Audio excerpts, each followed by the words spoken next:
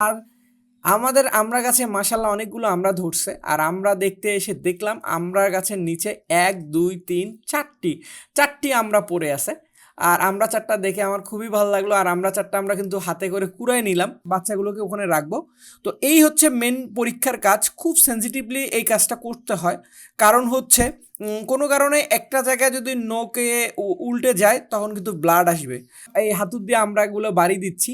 আর এইভাবে ভেঙে ভেঙে আমি আমার রিংনেক পাখিগুলোর জন্য কিন্তু এই আমড়াগুলো রেডি করছি। দেখেন, কোনোদিন কি আমরা এইভাবে কাটা দেখছেন আপনারা? কিন্তু আজকে দেখেন ফার্স্ট টাইম আপনারা আমার আমড়া কাটার স্টাইলটা দেখেন, হাতুড় দিয়ে বাড়ি মারে ওদেরকে করে দিচ্ছি।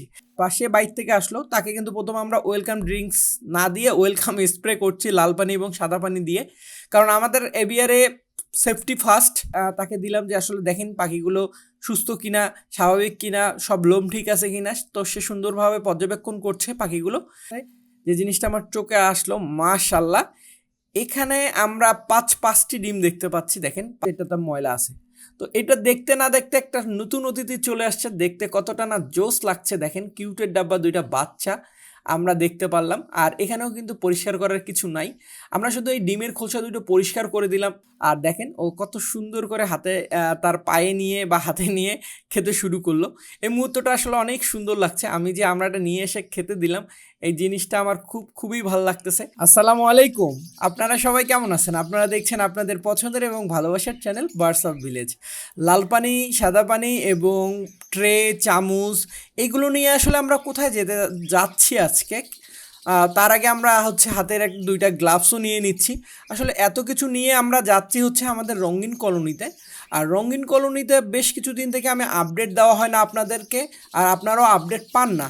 তো আজকে রঙিন কলোনিতে আমরা যেটা করব, যে অনেকগুলো পাখির হাড়িতে পপস থাকতে থাকতে ওই পপসগুলো হাতে পাখির পায়ের মধ্যে বা পাখির ঠোঁটের মধ্যে লেগে যায় আর কি। এই যে দেখেন কত ছোট, এই যদিও এই ছোট্ট ছোট্ট বাচ্চাগুলো এবং এই ছোট্ট ছোট্ট পপসগুলো যখন ভিজা ভিজা হয়ে যায় তখনই কিন্তু এই সমস্যাটা তৈরি হয়। যেমন এই এই এই হাঁড়িটাতে হয়েছে, দেখেন ঠোঁটে, পায়ের মধ্যে সব জায়গায় কিন্তু লেগে আছে। তো এই জিনিসগুলো আমরা আজকে পরিষ্কার করে দেওয়ার চেষ্টা করব। আর আপনারা আসলে যারা এই সমস্যার মধ্যে ভোগেন তারাও আজকে শিখে নেন আসলে এখান থেকে কি কি করে কিভাবে আমি বের করছি বা খুলে দিচ্ছি। অনেকে এই সমস্যাটা ভোগেন যারা বাজিঘর পাখি পালন করেন। তো প্রথমত আমরা হাঁড়িগুলো পরিষ্কার করে দিচ্ছি। আর হাঁড়িগুলো ক্লিন করে দেওয়া এটা আমাদের দায়িত্ব। আমরা সপ্তাহে যখনই ময়লা হয় তখনই পরিষ্কার করে দিয়ে আমরা লাল পানি এবং সাদা পানি দিয়ে স্প্রে করে নিলাম। তো স্প্রে করা শেষ হওয়ার পর আমরা আবার বাচ্চাগুলোকে ওখানে রাখবো। তো এই হচ্ছে মেন পরীক্ষার কাজ, খুব সেন্সিটিভলি এই কাজটা করতে হয়। কারণ হচ্ছে কোনো কারণে একটা জায়গায় যদি নখে উল্টে যায় তখন কিন্তু ব্লাড আসবে। আর এটা আসবেই, কারণ এই শুকায় গেছে পপসগুলো।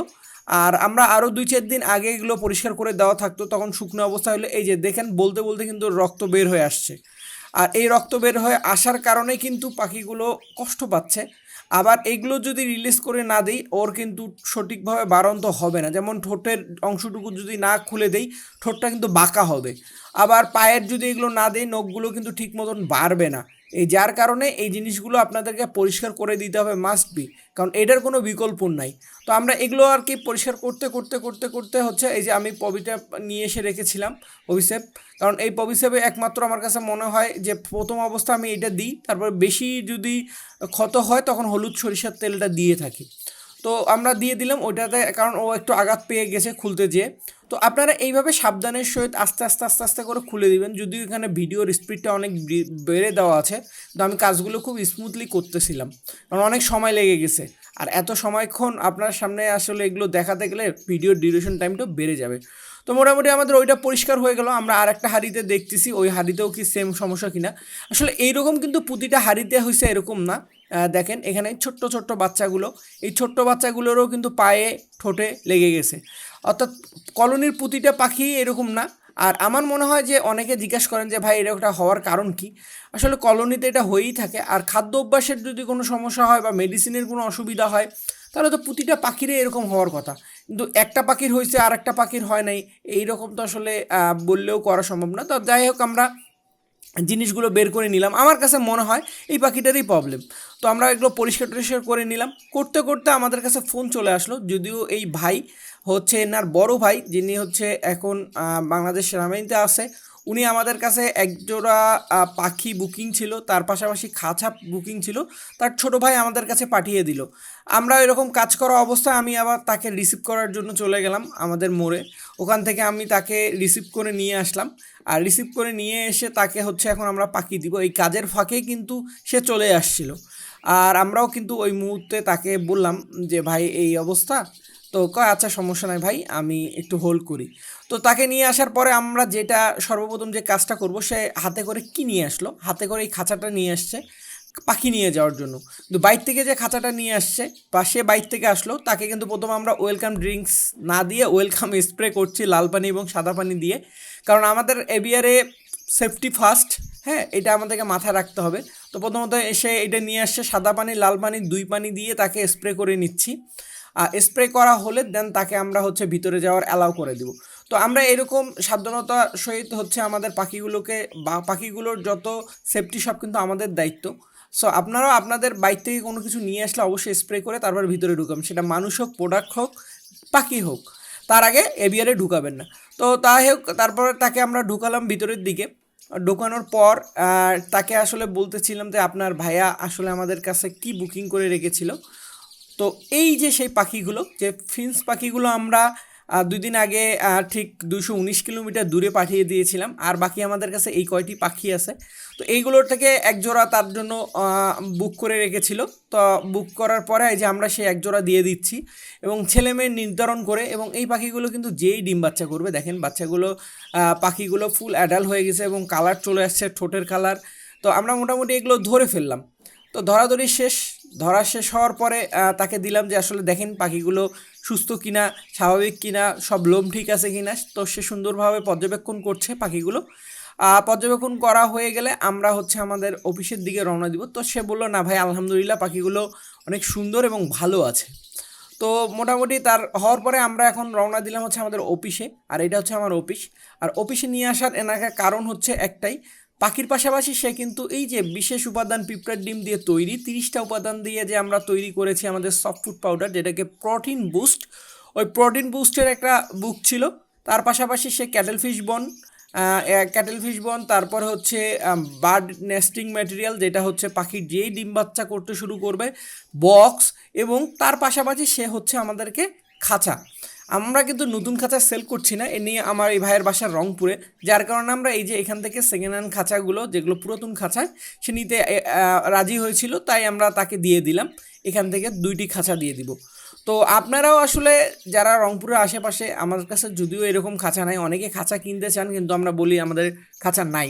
তা মোটামুটি দেওয়ার পর তাকে সুন্দর করে এভাবে বেঁধে দিলাম, বেঁধে দিয়ে তাকে আমি আমার এলাকার যে মোড়ে ওখানে আগায় দিচ্ছি। সো এখান থেকে সে ডাইরেক্ট চলে যাবে তার বাসায়, আমাদের যদিও পাশে থেকে। তো তাকে বিদায় দিয়ে আবার আমার কিন্তু কাজের কোনো বিদায় নেই, আমি আবার এসে দেখা যাচ্ছে যে কাঠের সলকা আর লাল পানি সাদা পানি দিয়ে স্প্রে করে রেডি করতেছি। এটা রেডি করার কারণ হচ্ছে এইটাই, আমরা তো বাজিঘরের পরিষ্কার করে দিলাম, এইরকম কিন্তু ককেটল পাখিরও হয়ে থাকে। তো আমরা এখন চেক করব ককেটল পাখির এরকম পায়ের মধ্যে পপস লেগে আছে কিনা, কোনো বক্সের কী অবস্থা। তাই আমরা ককেটলের রঙিন ককেটলের যে আমাদের কলোনিটা, সে কলোনিতে চলে আসলাম। আমরা আজকে কলোনিটাতেই চেক করব। আসলে আমি একলা মানুষ আর ওয়ান ম্যান আর্মি, কারণ আমাকে সব কিছু একা হাতে করতে হয়। সেই ক্ষেত্রে আমাকে হচ্ছে এই একদিন করে কাজ ভাগ করে নিতে হবে। তো অবশেষে আমরা এখানে আসলাম এবং আসার পরে এই ককেটলের কলোনিতে আসার পরে যে জিনিসটা দেখলাম যে এই বক্সটার কি অবস্থা, যে এখানে কোনো বাচ্চা টাচ্চা আছে কি না। তো বক্সটা আমরা প্রথমত ট্রেটা খুলে নিলাম, আর খুলে নেওয়ার সাথে সাথে যে জিনিসটা আমার চোখে আসলো, মাশাল্লাহ, এখানে আমরা পাঁচটি ডিম দেখতে পাচ্ছি। দেখেন 5টি ডিম। তো ডিমগুলো দেখে মনে হয় না জমছে, আমার কাছে কেন জানি মনে হচ্ছে, তাই আমি একটু টেস্ট করতে যাচ্ছি। প্রথমে আই টেস্ট হয়েছে, এখন হাতে নিয়ে সুন্দরভাবে টেস্ট করতেছি। করতে করতে আমার কাছে মনে হলো যে এই বক্সটাতে মেবি মনে হয় ওইরকম পায়ে পপস লেগে আছে, এরকম পাখি আছে। এই যে দেখেন পা একদম নোংরা হয়ে গেছে, এই পাখিটারও আমরা সেম ওয়েতে আস্তে আস্তে আস্তে আস্তে আস্তে পরিষ্কার করে দিচ্ছি। আর এইগুলো আসলে পাখির বাবা মায়ের কারণে বাচ্চার কারণে যেটা হয়ে থাকে, বাবা মা বাচ্চা দুইজনেরই পপসের কারণে নরম থাকে, আর নরম থাকার পরে কিন্তু এই পায়ে লেগে যায়। এটা হয়, এটা স্বাভাবিক ব্যাপার। তো আমরা সুন্দরভাবে তার পা থেকে ছুটিয়ে দিলাম, ময়লাগুলো দিয়ে রেখে দিলাম। তারপর আমরা অন্য বক্সগুলোতেও কিন্তু উকি দিচ্ছি যে আসলে ওখানেও আছে কি না। তো দেখতেছি যে না, এগুলোতে নাই। তো পরে আমরা এইখানে মনে হচ্ছে যে এইটারও দেখেন কত পরিষ্কার। আসলে পরিষ্কার বক্সগুলোতে আসলে আমাদের শুধু ডিস্টার্ব করার কিছু নাই। ময়লা হলে তো বোঝাই যেত যে এটাতে ময়লা আছে। তো এটা দেখতে না দেখতে একটা নতুন অতিথি চলে আসছে। দেখতে কতটা না জোস লাগছে দেখেন, কিউটের ডাব্বা, দুইটা বাচ্চা আমরা দেখতে পারলাম। আর এখানেও কিন্তু পরিষ্কার করার কিছু নাই। আমরা শুধু এই ডিমের খোসা দুটো পরিষ্কার করে দিলাম এই জন্য, যেন এই ডিমের খোসাটা যে কোনো কারণে যদি এই যে আরেকটা ডিম আছে ফোটা মাত্র ফুটবে, এটা জমে গেছে, এটা যদি এইভাবে ঢুকে যায় তাহলে ডিমটা কিন্তু ফুটে বের হবে না। এই জন্য আমরা এই দুইটা ডিমের খোসা ফেলাই দিলাম। আর আপনারাও ঠিক এইভাবেই ডিমের খোসা ফেলাই দিবেন যাতে সুন্দরভাবে পাখিটার ডিমগুলো ফুটে বেরোয়। আর আমাদের আমড়া গাছে মাশাল্লাহ অনেকগুলো আমড়া ধরছে। আর আমরা দেখতে এসে দেখলাম আমড়া গাছের নিচে 1 2 3 4টি আমড়া পড়ে আছে। আর আমড়া চারটা দেখে আমার খুবই ভালো লাগলো। আর আমড়া চারটা আমরা কিন্তু হাতে করে কুড়াই নিলাম, কারণ একটাই, আমাদের কিন্তু আমড়া খাওয়া পাবলিক আছে, আমড়া খাওয়া পাখি আছে। সে আমড়া খায় কোন পাখি? কিন্তু আমার ছাদের মধ্যে এখন আপাতত চাকু ছিল না, যার কারণে আমরা হাতুড় নিয়ে আসলাম। হাতুড় দিয়ে হচ্ছে আমড়াকে বাড়ি দিব। সেই আমরা এই হাতুড় দিয়ে আমড়াগুলো বাড়ি দিচ্ছি। আর এইভাবে ভেঙে ভেঙে আমি আমার রিংনেক পাখিগুলোর জন্য কিন্তু এই আমড়াগুলো রেডি করছি। দেখেন, কোনো দিন কি আমরা এইভাবে কাটা দেখছেন আপনারা? কিন্তু আজকে দেখেন ফার্স্ট টাইম আপনারা আমার আমড়া কাটার স্টাইলটা দেখেন, হাতুড় দিয়ে বাড়ি মারে ওদেরকে করে দিচ্ছি। কারণ এরকম টুকরো টুকরো হলে হবে কি, তারা হাতে নিয়ে সুন্দরভাবে খেতে পারবে, পায়ে নিয়ে সুন্দর করে বসে খেতে পারবে। আর আস্ত হলে এদের একটু খেতে কষ্ট হবে। এই জন্য আমি হচ্ছে 4 টুকরা, 2 টুকরা, 3 টুকরা করে আমড়াগুলো টুকরা করে দিলাম। টুকরা করা শেষ। এখন আমাকে এটাকে সুন্দর করে ক্লিন করতে হবে পানিতে, কারণ এটা আমরা গাছের নিচ থেকে পেয়ে নিয়ে আসলাম। তো অবশ্যই এটাকে পরিষ্কার পরিচ্ছন্নতা করে তারপরে আমরা আমাদের যে রিংনেক পাখিগুলো হলুদ টিয়া আছে, হলুদ টিয়াকে পরিবেশন করব। তো আসলে যারা যারা আপনারা টিয়া পাখি পালন করেন তারা এরকম টাটকা টাটকা যদি আমরা পেয়ারা এগুলো দিতে পারেন, আপনাদের পাখি কিন্তু অনেক পছন্দ করে খেতে পারে। তো আমরা এই যে নিয়ে আসলাম, নিয়ে আসার পরে এই যে আমরাগুলো তাকে দিলাম। দেওয়ার সাথে সাথে দেখেন তাদের রিয়াকশানটা দেখেন, মানে তারা কতটুকু রিসিভ করতে বা কতটুকু খায়। তো সবাইকে 2 টুকরা করে দিচ্ছি, কারণ সিজনের প্রথম ফল, সিজনের প্রথম। আর এই যে দেখেন সেই স্যার খাওয়ার জন্য কতটা এক্সাইটেড, যে দেওয়া মাত্র সে নেমে যাচ্ছে খাওয়ার জন্য। আমি এখনও দেইনি, হাতে করে দেখতেছিলাম। ও তারপরে হচ্ছে ওইদিকে দেখেন আমরা দেওয়াও দেরি নেই, সে নেমে খাওয়াও শুরু করে দিছে আমাদের সামনেই। তাহলে বুঝেন যে এই আমরা কতটা পছন্দের খাবার। এবং অনেকে আমরা বলি যে আমাদের পাখি আমরা খায় না, এই খায় না, ওই খায় না। আসলে আপনি যা অভ্যাস করাবেন তাই খাবে। আর দেখেন ও কত সুন্দর করে হাতে তার পায়ে নিয়ে বা হাতে নিয়ে খেতে শুরু করলো। এই মুহূর্তটা আসলে অনেক সুন্দর লাগছে। আমি যে আমরাটা নিয়ে এসে খেতে দিলাম, এই জিনিসটা আমার খুবই ভালো লাগতেছে। জানি না আপনাদের কেমন ভালো লাগলো আমাদের ভিডিওটা। যদি ভালো লেগে থাকে অবশ্যই কমেন্টে জানাবেন, বেশি ভালো লাগলে অবশ্যই শেয়ার করে দিবেন। আর আপনারা যদি আমাদের চ্যানেলে আজকে নতুন ভিউয়ার হয়ে থাকেন অবশ্যই ইউটিউবে সাবস্ক্রাইব করে এবং ফেসবুকে ফলোয়ার বাটন অন করে আমাদের পাশে থাকবেন। তাহলে এরকম সুন্দর সুন্দর আরও অনেক ভিডিও দেখতে পারবেন। সবাই ভালো থাকবেন, সবার ভালোবাসার পাখিগুলো ভালো থাক। আজকের মতন আল্লাহ হাফেজ, আসসালামু আলাইকুম।